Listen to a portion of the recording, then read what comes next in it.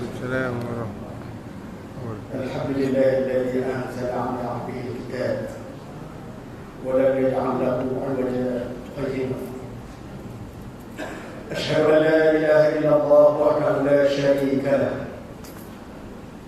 وأشهد أن سيدنا محمدا عبده ورسوله. سبحانك لا علم لنا إلا ما علمتنا إنك أنت العليم الحكيم. رب اشرح لي صدري ويسر لي أمري واحلل عقدة من لساني يفقهوا قولي. أما بعد، أيها المؤمنون اتقوا الله، وأوصيكم وإياي بتقوى الله، فقد فاز المتقون. Alhamdulillah, kita rafakkan rasa syukur kepada Allah Subhanahu wa taala kerana dengan limpah dan kurnia-Nya dapat sama-sama kita mendirikan Ramadan, iaitu salat sunat tarawih secara berjamaah. Mudah-mudahan ibadah kita diterima oleh Allah Subhanahu wa taala. Kerana Nabi sallallahu alaihi wasallam pernah bersabda, "Man qama Ramadhana imanan wa ihtisaban, ghufira lahu ma taqaddama min dhanbihi." Atau kama qala. Barang siapa yang mendirikan Ramadan, qama Ramadan. Maksud hadis ini, qama Ramadan adalah mendirikan solat sunat tarawih. Kerana pada zaman Rasulullah SAW, nama solat tarawih yang kita kerjakan ini, namanya diberi oleh Rasulullah qama Ramadan, tak dinamakan tarawih. Tarawih ini diberi nama oleh para sahabat selepas kewafatan baginda. Man qama Ramadan, barang siapa yang mendirikan Ramadan, salat tarawih dalam bulan Ramadan dengan penuh keimanan, wahtisab, dengan penuh pengharapan pahala daripada Allah Subhanahu wa taala, ghufira lahu ma taqaddama min dhanbi. Allah Subhanahu wa taala akan ampunkan dosa-dosa dia yang telah lalu. Suka saya baca satu hadis dalam masa yang terbatas ni. An Abdul Rahman ibn Sahr radhiyallahu anhu, qala Rasulullah sallallahu alaihi wasallam, tajibul a'mal yawm al-qiyamah, fatajibu as-salat, fataqul ya Rabb ana as-salat, fayaqulu innaka 'ala khair, wa tajibu as-sadaqah was-siyam wal-a'mal, kullu dhalika yaqulu Allah innaka 'ala khair. ثم يجب الإسلام فيقول يا رب أنت السلام وأنا الإسلام، فيقول الله إنك على خير، بك اليوم آخذ وبك أعطي أو أجزي. رواه أحمد. Hadis sahih. Hadis ini daripada Abdul Rahman bin Sahr, atau lebih dikenali sebagai Abu Hurairah. Apa katanya? Sabda Rasulullah SAW, tajul a'mal yawm al-qiyamah, akan datang pada hari kiamat amalan-amalan yang kita lakukan semasa kita hidup di dunia dulu. Amalan apa saja yang kita buat. Di antaranya, fatajus salat fataqul ya Rabb ana salat. Yang di antara amalan yang datang pada hari kiamat esok bertemu dengan Allah, ya Rabb ana salat, wahai Tuhan, aku ini adalah solat bagi semati ini. Aku datang pada hari ini untuk menyelamatkan Tuhan aku. Kerana semasa hayat Tuhan aku dulu, dia tidak pernah meninggalkan kewajipan untuk mengerjakan ibadah solat. Maka pada hari ini aku rasa bertanggungjawab untuk menyelamatkan Tuhan. Innaka 'ala khair. Kamu baik wahai solat, tapi kamu tidak dapat menyelamatkan Tuhan kamu. Kamu saja pada hari ini tak dapat selamatkan Tuhan kamu. Kemudian, wa tajibu as-sadaqah was-siyam wal-a'mal. Kemudian datang pula amalan-amalan yang lain, di antaranya sedekah, di antaranya as-siyam, puasa, dan wal-a'mal, dan beberapa amalan-amalan soleh semasa hayat si mati ini. Memperkenalkan diri kepada Allah Subhanahu wa taala. Kami dulu semasa hayat Tuhan kami hidup dulu, dia tak pernah tinggal puasa, tak pernah tinggal sedekah wajib ataupun sedekah sunat, dan macam-macam amalan yang beliau lakukan.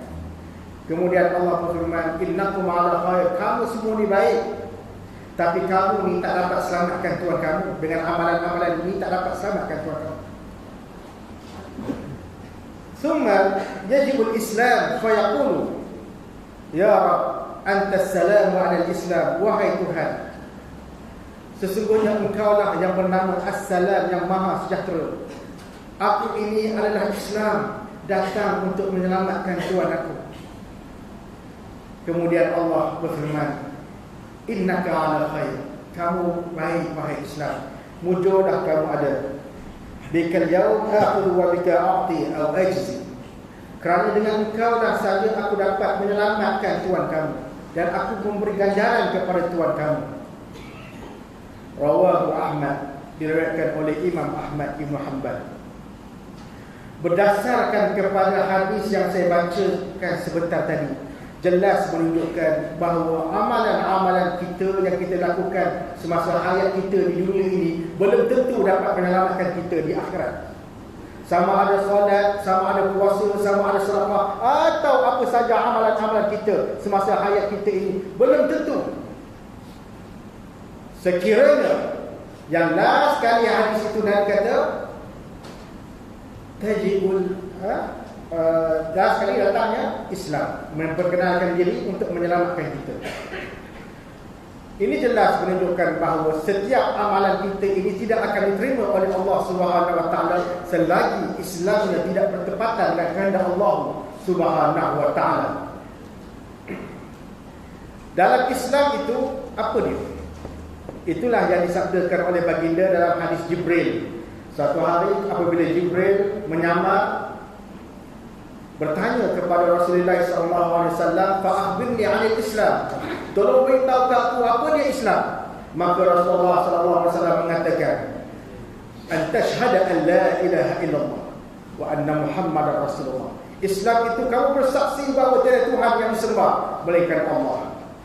Barulah Rasulullah menyebutkan yang kemudiannya, wa tuqimus salat wa tu'tiyaz zakat wa tasuma Ramadan wa tahajjal bait man istata'a ilaihi sabila.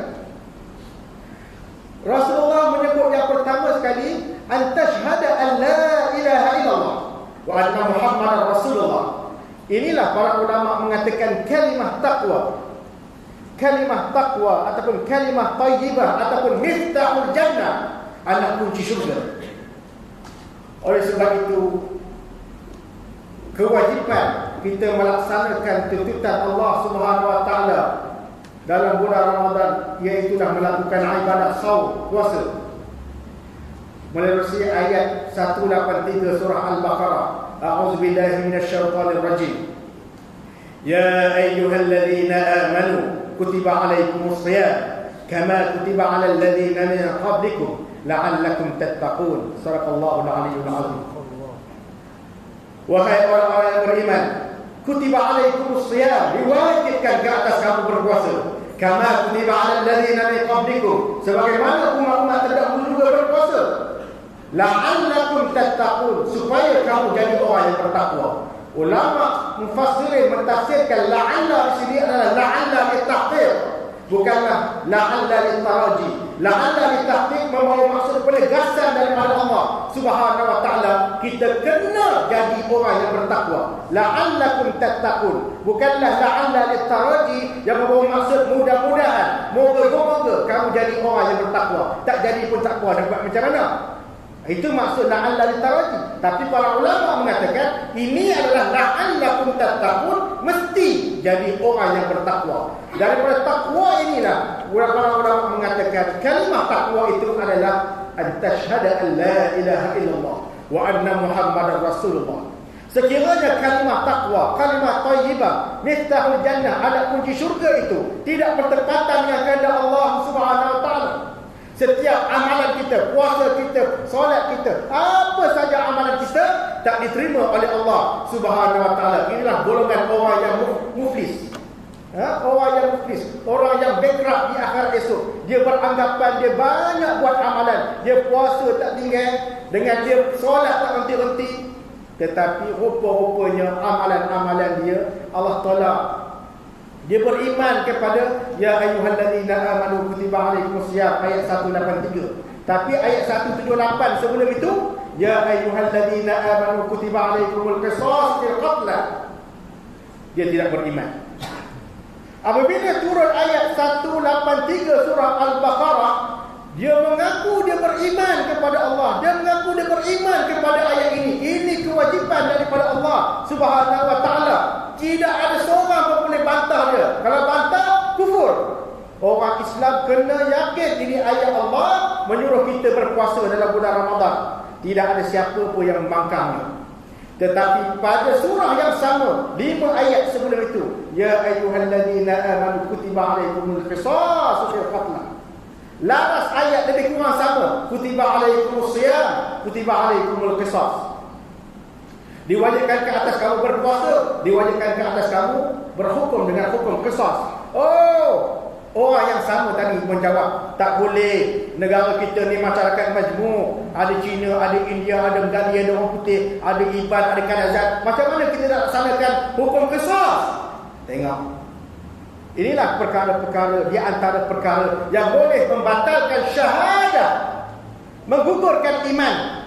Orang begini dia puasa, orang begini juga dia solat, buat juga amalan-amalan solat yang lain, pergi haji, buat umrah berkali-kali. Tetapi mereka ini tidak dapat apa-apa daripada puasa mereka. Kam min shaimin laisa lahu min siyamihi illa al-ju' wal 'atash. Betapa ramai di kalangan umatku yang berpuasa, tetapi mereka tidak dapat apa-apa pun daripada puasa mereka. Illa al-ju' wal 'atash. Yang mereka dapat adalah lapar dan dahaga.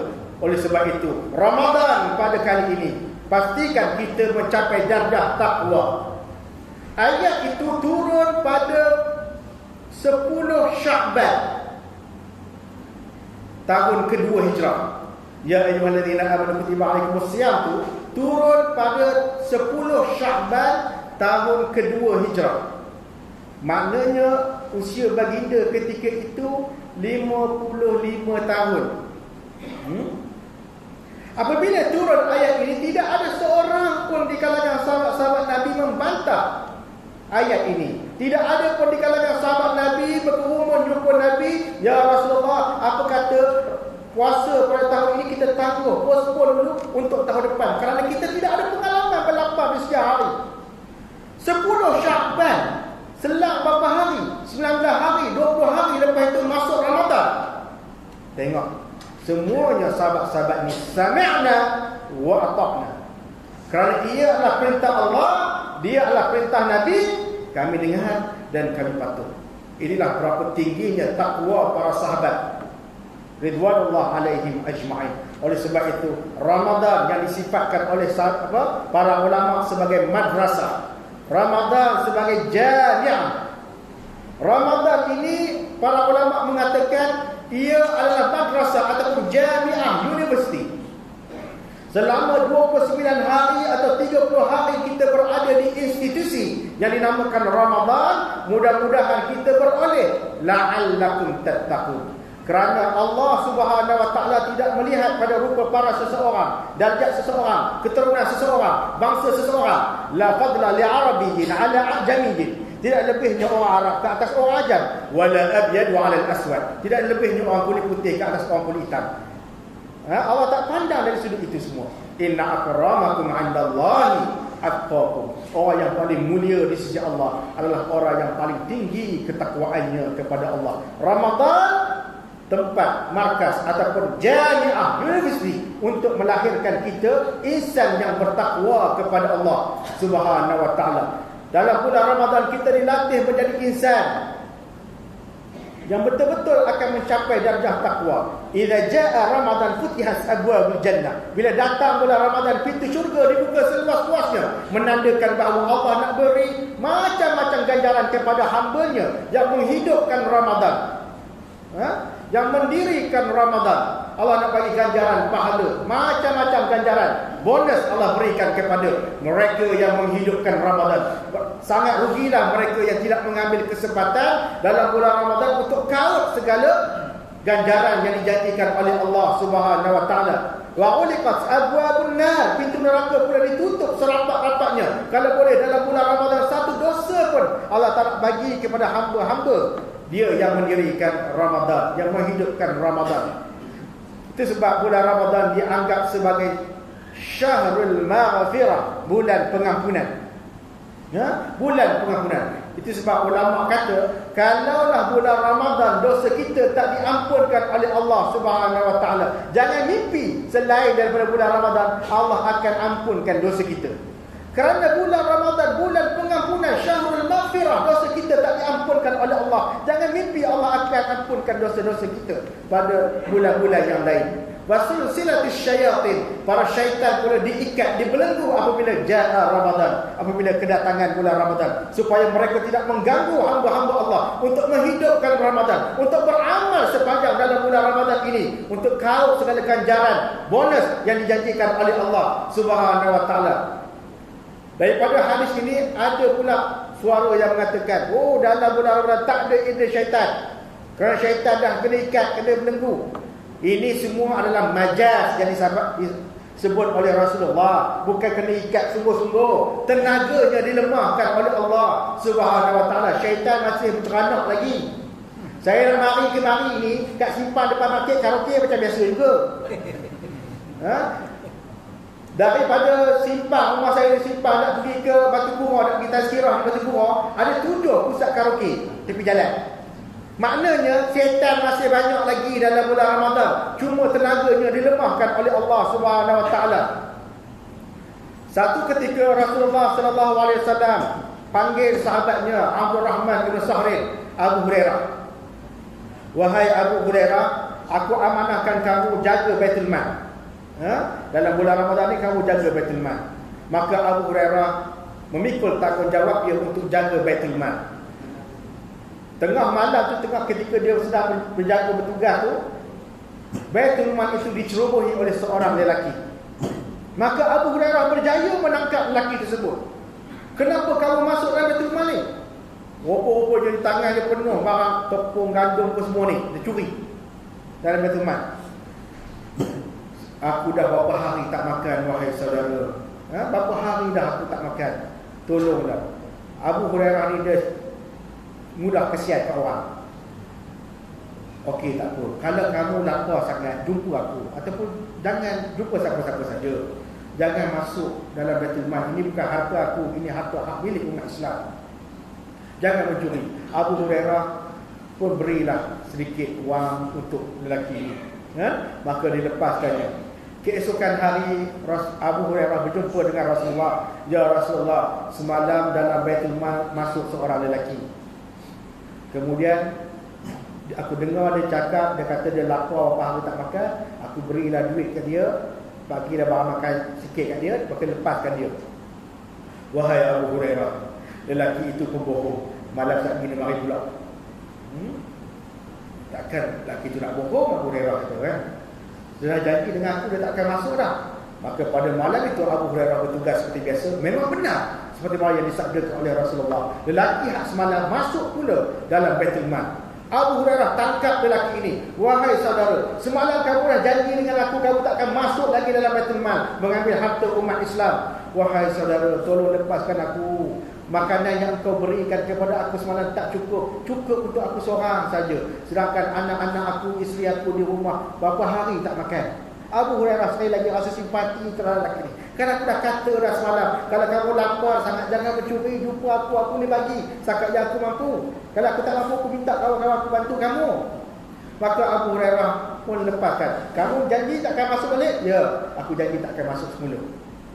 Esok hari Abu Hurairah mengadu kepada Rasulullah. Rasulullah kata, wahai Abu Hurairah, lelaki itu berbohong kepada kamu, wahai Abu Hurairah. Malam tadi dia masuk pula.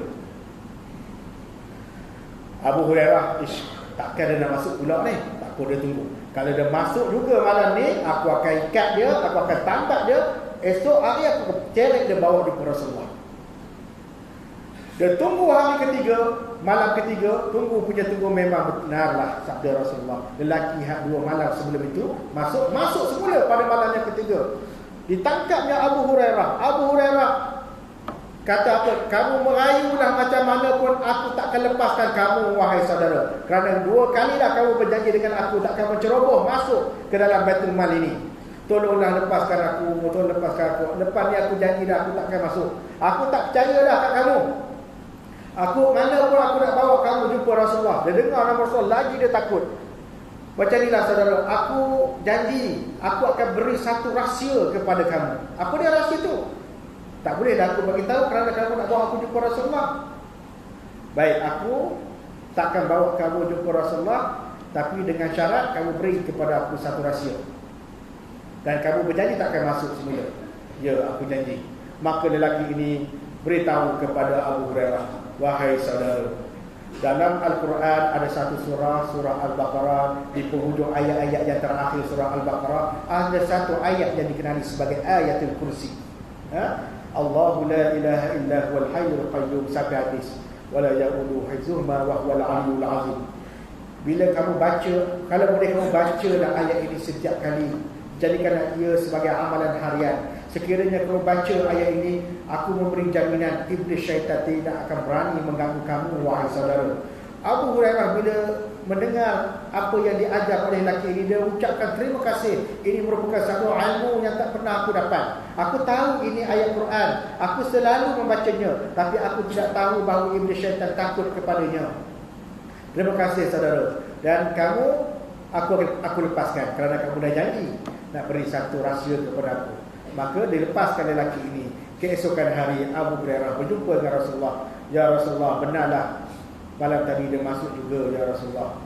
Tetapi aku lepaskan dia kerana dia mengajarkan kepada aku satu perkara. Apa dia, wahai Abu Hurairah? Wahai Abu Hurairah, wahai Rasulullah, dia mengajarkan kepada aku satu ayat daripada surah Al-Baqarah, ayatul kursi. Dia minta aku amalkan dia sebagai satu amalan harian. Dia kata kalau aku beramal dengan ayat itu, iblis syaitan tidak akan berani mengganggu. Maka Rasulullah bersabda, wahai Abu Hurairah, benarlah ayat yang dibacakan itu, yang diajar oleh lelaki itu kepada kamu itu, memang ayat untuk menangkis serangan iblis syaitan. Eloklah kamu jadikan ia sebagai amalan untuk mengelakkan diri kamu diganggu oleh iblis syaitan. Tetapi orang yang mengajarkan kepada kamu itu adalah pembohong. Maka Abu Hurairah bertanya, ya Rasulullah, siapakah lelaki itu, ya Rasulullah? Lelaki itu adalah iblis. Peristiwa ini berlaku dalam bulan Ramadan Al-Mubarak. Jelas menunjukkan bahawa bulan Ramadan iblis masih bebas bergerak ke sana kemari.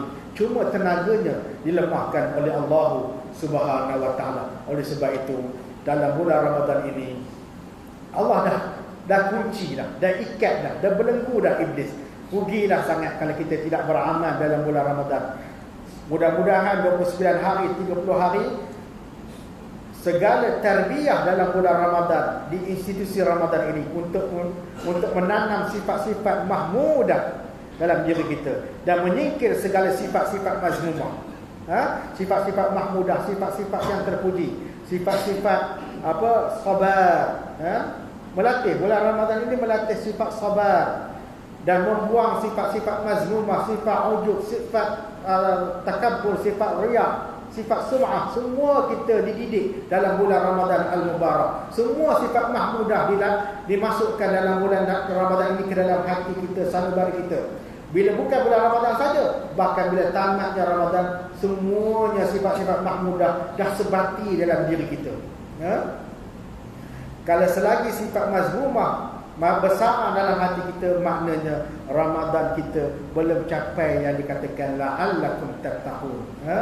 Sifat sabar, kita boleh bersabar daripada terbit fajar sampai terbenam matahari, bersabar.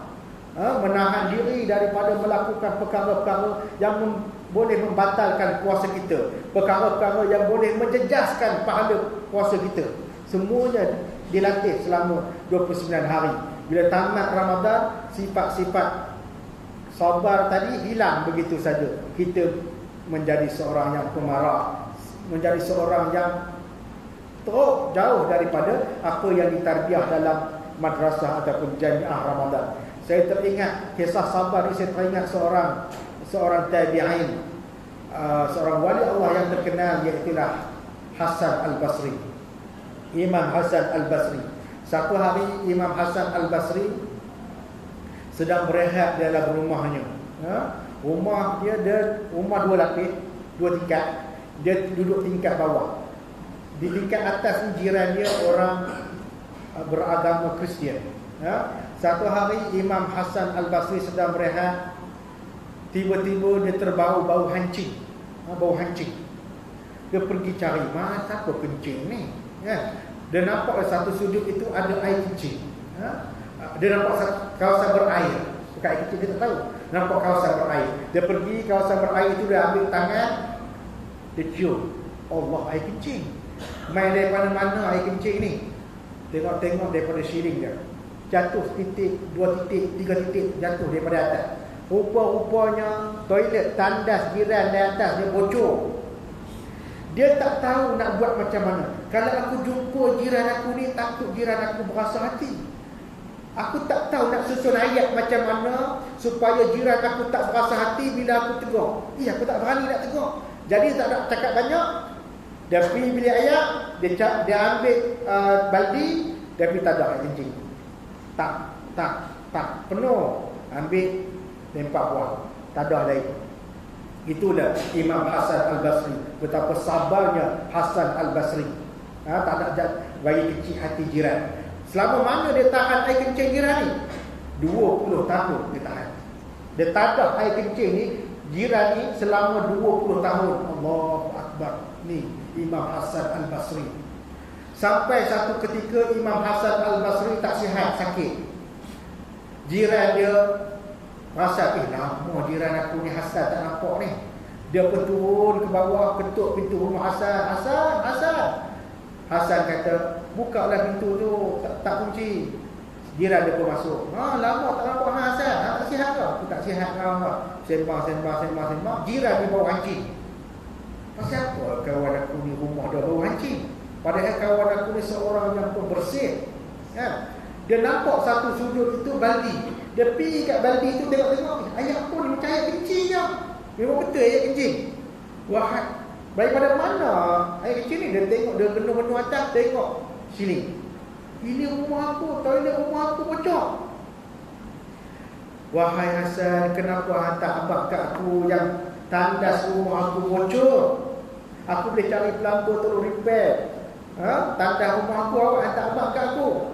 Alah, benda ni kecil je, sembah yang lain. Tu dia Imam Hasan Al-Basri. Hasan, bagi aku ini bukan kecil, ini besar. Ayat kecil aku masuk rumah hang. Alah, tak apa, aku tak kisahlah. Aku tak tahu. Imam Hasan Al-Basri tak nak cari pasal. Berapa lama dah tak ada ayat kecil ni, wahai Hasan? Tekan akhirnya Imam Hasan Al-Basri cerita, dah 20 tahun. 20 tahun. Menangis jiran dia, ya Allah, bagusnya jiran ni. Hasan ni bagus sungguh. Kenapa kamu tak beritahu aku, wahai Hasan? Aku jawab Hasan, wahai jiranku, kami orang Islam berpegang kepada ajaran Rasulullah SAW. Nabi mengajar kami, man kana yu'minu billahi wal yawmil akhir falyukrim jarahu. Barang siapa yang beriman kepada Allah dan hari akhirat, hendaklah ia memuliakan jirannya. Bila aku tengok air kencing kamu masuk dalam rumah aku, bukan kamu sengaja. Lagi kalau aku tegur pun kamu berasa hati. Aku tak nak kamu berasa hati. Biarlah aku tangguh air kencing itu, aku tanda air kencing itu. Mengalir air mata jiran dia, ya Allah. Inilah akhlak yang terpuji yang dipamerkan oleh Imam Hasan Al-Basri. Wahai Hasan, tolong ajak ke aku. Apa dia Islam? Maka Imam Hasan Al-Basri mengajarkan Islam ini. Asyhadu an la ilaha illallah wa anna Muhammad SAW. Aku nak masuk Islam, wahai Hasan. Indah sungguh agama kamu. Masuklah Islam, jiran dia. Kemudian dia balik ke rumah, ajak anak-anak dia, ajak isteri dia, jom kita convert semua masuk Islam, tinggalkan agama Kristian. Inilah Islam, akhlak yang dipamerkan oleh Imam Hasan Al-Basri. Dakwah bil hal, Dakwah dari sudut perbuatan, tingkah laku itu cukup mendalam kesannya berbanding dengan dakwah bil lisan, berceramah, berkuliah, semua belum tentu dapat menarik audien untuk menerima dakwahnya. Saya rasa cukuplah untuk hari ini. Saya mohon ampun dan maaf sekiranya terkasar bahasa terlanjur bicara. Aku liqauli hadza wa astaghfirullahal azim li wa lakum. Wassalamualaikum warahmatullahi wabarakatuh. أعوذ بالله السميع العليم من الشيطان الرجيم بسم الله الرحمن الرحيم الحمد لله رب العالمين والصلاة والسلام على أشرف الأنبياء والمرسلين وعلى آله وصحبه أجمعين اللهم بارك في القرآن وانزل القرآن بالحكمة والبيان بارك اللهم لنا في شهر رمضان بارك اللهم لنا في شهر رمضان بارك اللهم لنا في شهر رمضان اللهم نور قلوبنا بهدايتك كما نورت الأرض بشمسك أبدا أبدا برحمتك يا أرحم الراحمين اللهم اجعل جمعنا جمعا مرحوما وتفرقنا من بعده تفرقا معصوما وصلى الله على سيدنا محمد وعلى اله وصحبه اجمعين والحمد لله رب العالمين تقبل الله منكم.